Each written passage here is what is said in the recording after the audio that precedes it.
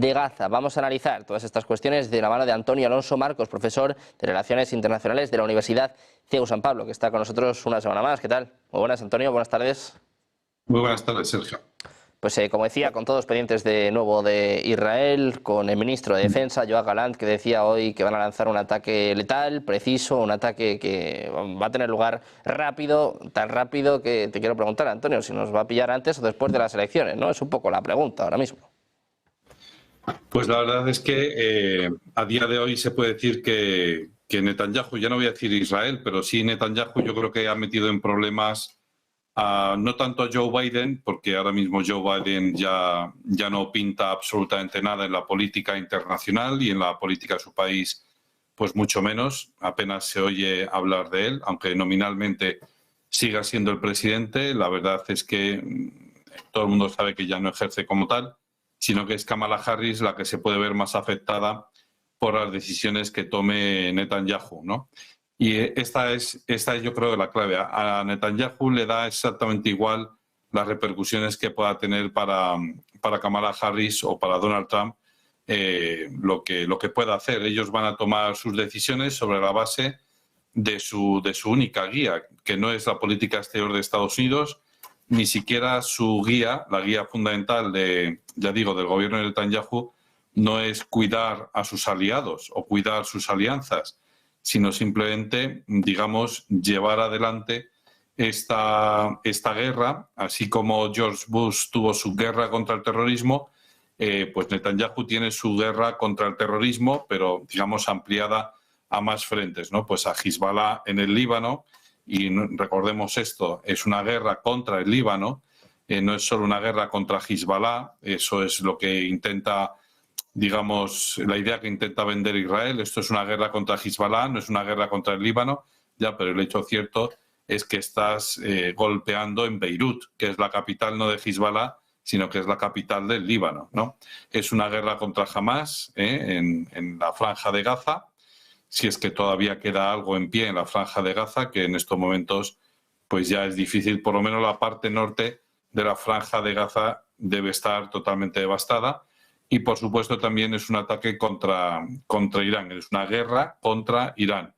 No lo llamaremos guerra, no hay declaración de guerra porque eso ya no se estila, desde la Segunda Guerra Mundial eso ya no se estila, pero la verdad es que, así como ya digo, George Bush tomó ese eslogan de la lucha contra el terrorismo, la guerra, la Global War Against or on Terrorism, ¿no? La guerra global contra el terrorismo, y sobre esa base hizo todo lo que quiso. Pues sobre esa base de la lucha contra el terrorismo de Hamas, de Hezbollah, de los hutíes, de los rebeldes hutíes, etcétera, en Yemen, Netanyahu está tomando todas las represalias que pueda tomar. Ya digo, su límite no es lo que pueda interesarle a Estados Unidos, lo que puede interesarle a Biden-Harris, sino que es lo que Netanyahu entiende que tiene que hacer para salvaguardar la supervivencia de Israel y para garantizarse un par de décadas en paz. ¿Le saldrá exitoso? Pues yo creo que no, porque garantizarse una paz a base de sembrar cadáveres aquí y allá, pues es difícil, es muy difícil. Bueno, pues pendientes de los planes de Netanyahu, te quiero preguntar también por el otro bando, te quiero preguntar por Irán, como tú bien dices, ¿no? Ya metido en esta guerra y además advirtiendo de algo pues que igual no se repara tanto, ¿no? De la capacidad militar que tiene. Hablaba de que puede desplegar hasta 1 millón de soldados en poco más de 2 semanas y dice que no ha mostrado lo mejor, ¿no? Que tienen capacidad mayor, más potente que las armas nucleares. Bueno, vamos a ver. Hay que caer en la cuenta de una pequeña cosa que es la geografía, ¿no? Hay un par de países que intermedian entre Israel e Irán, ¿no? Que son Jordania e Irak.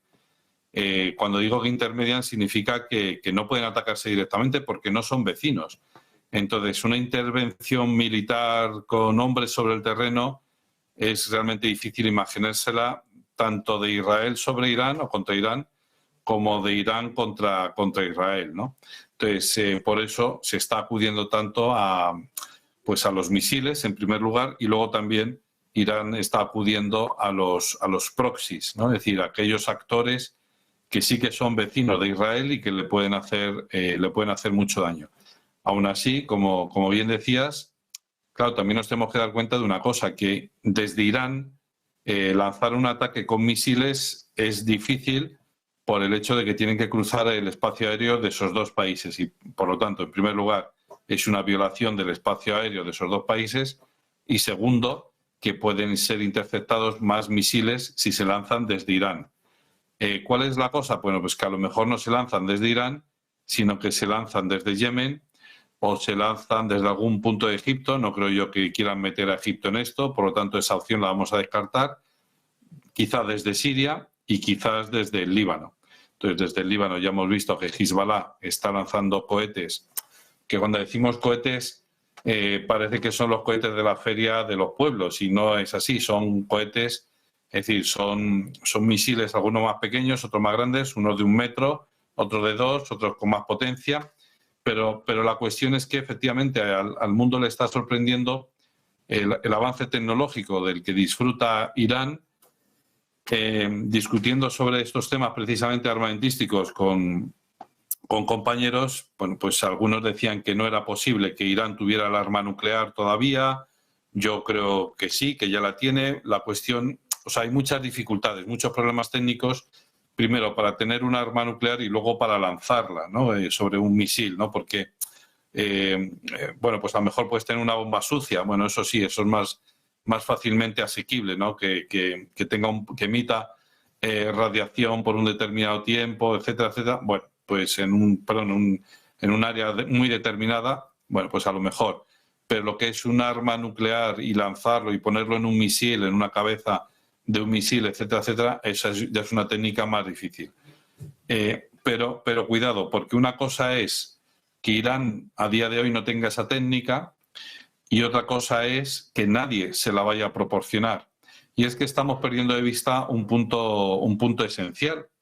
Y es que si en los años 90 muchos pensadores americanos, estoy hablando de expertos norteamericanos de la talla de Henry Kissinger o del propio John Mearsheimer, bueno, ya advertían a Estados Unidos, ojo, a ver cómo llevas tu política exterior de aquí en adelante, ahora que eres el poder hegemónico, porque tu mayor peligro va a ser que esos otros pequeñitos se alíen contra ti, ¿no? Y con esos otros pequeñitos, pues se refería a Rusia, se refería a China, se refería a Irán. Dice, hay que evitar por todos los medios posibles que China y Rusia se alíen, y sobre todo también hay que evitar por todos los medios posibles que Irán y Rusia se alíen. Eso fue lo que intentó, creo yo, con muy buena intención, Obama, acercándose a unos y a otros. Y, sin embargo, el último mandato de Obama lo que al final resultó ser es en un acercamiento, es decir, el facilitarles a China, Rusia e Irán formar esa alianza. Y ya con las últimas decisiones tomadas por Biden, ya no es que se facilite, sino que se les ha empujado, a Rusia se le ha empujado a formar una alianza más que formal con China, de tal manera que, bueno, ya ni China ni Rusia a lo mejor ya no están tan interesados en el mercado europeo, sobre todo siendo así que es un mercado que está a punto, está a punto de estallar una burbuja de la deuda. Entonces, los papelitos que llevamos en el bolsillo, los billetes que llevamos en el bolsillo, pues a lo mejor dentro de 6 meses, 1 año, pues ya no valen tanto, ¿verdad? Entonces, han empujado a China, a Rusia a unirse en alianza. Y también nos faltaba esta tercera pata de que hemos empujado entre todos un poquito, ¿verdad? Sobre todo Estados Unidos ha empujado a esa alianza entre Irán y Rusia, de tal manera que, ya digo, a día de hoy, a lo mejor Irán no cuenta con esa tecnología, pero Rusia pues abre la luz de alerta, da la luz de alerta, de alarma, ¿verdad? Y dice, bueno, cuidado, porque si me acorraláis, pues yo me tendré que buscar mis aliados y, por supuesto, pues Irán me viene muy bien como aliado porque le puede suministrar pues mi tecnología, mis avances tecnológicos, de tal manera que podamos poner en peligro a Israel, que es aliado de Estados Unidos, y a Ucrania, por supuesto, ¿no? Pero Irán, Israel. Y la cosa es la pregunta que, bueno, pues que yo les hago, de vez en cuando les hago preguntas a mis alumnos, ¿verdad? Y el otro día les hacía la siguiente pregunta, ¿pero ustedes creen que Estados Unidos puede tener abiertos dos frentes, en Ucrania y en Israel? Y algunos decían, sí, porque Estados Unidos puede con todo. Y yo decía, bueno, pues la experiencia reciente nos dice que no, que si tienes abierta la herida de Afganistán y si tienes abierto el frente de Irak, eso fue la demostración de que no podían con dos guerras grandes que devoren, que demanden tantos recursos a la vez. Por eso Obama tuvo que cerrar esos dos frentes. Ahora, ya digo, se ha abierto Ucrania y Estados Unidos, a nadie le cabe duda de que efectivamente, bueno, pues ahí está aportando mucho, miles de millones de dólares, y como se abra el frente de Irán todavía más, de una magnitud todavía mayor de la que ya a día de hoy está proveyendo armas Estados Unidos a Israel, pues va a tener que estar pendientes de dos frentes.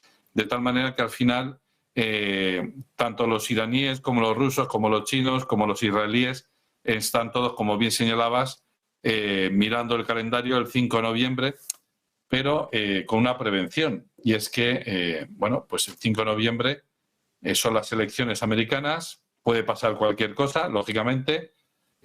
Pues con el cuarto ya intento de asesinato contra Donald Trump, todavía tenemos tiempo, ¿verdad? Más de 15 días para que se carguen a Donald Trump, pero la cuestión es que desde el 5 de noviembre hasta el 20 de enero, pues pasan prácticamente 2 meses.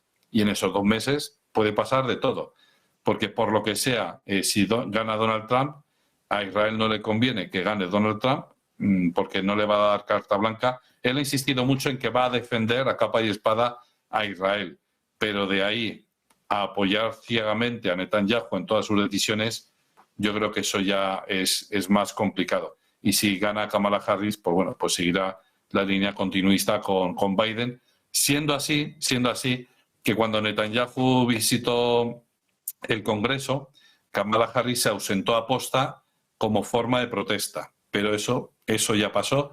Una vez que ella ya es nominada candidata, todas sus expresiones, todo lo que ella había dicho en contra del genocidio contra el pueblo palestino, pues donde dije digo y se acabó. Y de la misma manera, pues te digo una cosa como te digo otra, ¿no? Entonces, Kamala Harris se olvida de su corazoncito, de lo que ella piensa realmente, o del postureo que en un momento determinado quisiera tener, y se pone a seguir la senda ya trazada por los anteriores presidentes de apoyo incondicional a Israel.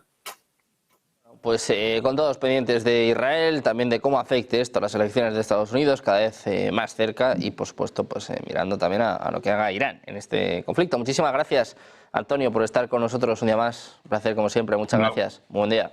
Un abrazo, Sergio. Buen día.